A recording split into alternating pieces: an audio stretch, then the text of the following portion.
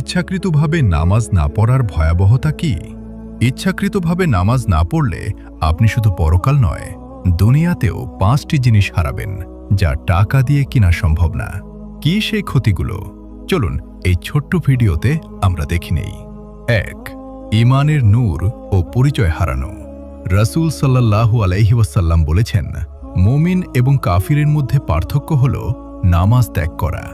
নামাজ ছাড়লে মানুষ ইসলামের গণ্ডি থেকে ছিটকে পড়ার ঝুঁকিতে থাকে। সহিহ মুসলিম। 2. রিজিকে বরকত কমে যাওয়া। নামাজহীন ব্যক্তির উপার্জনে উৎস থাকলেও শান্তি বা বরকত থাকে না। আল্লাহ তার সময়ের এবং কাজের বরকত তুলে নেন, ফলে সে সব সময় অভাব বোধ করে। 3. চেহারা থেকে উজ্জ্বলতা মুছে যাওয়া। কুরআনে বলছে, মুমিনদের সিজদার চিহ্ন তাদের চেহারায় থাকে। যারা নামাজ পড়ে না, তাদের চেহারা থেকে উজ্জ্বলতা এবং নূর হারিয়ে যায়। 4.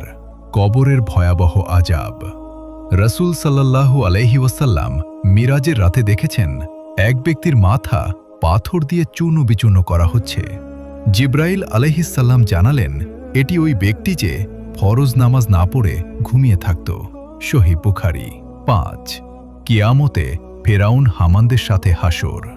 হাদিসে এসেছে, যে ব্যক্তি নামাজের হেফাজত করবে না, কিয়ামতের দিন তার জন্য কোনো আলো থাকবে না এবং তার হাসর হবে কারুন, ফেরাউন আর হামানদের সাথে।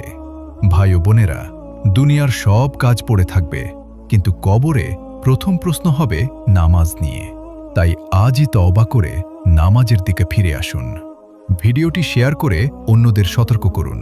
আল্লাহ আমাদের হিদায়াত দিন। আমিন।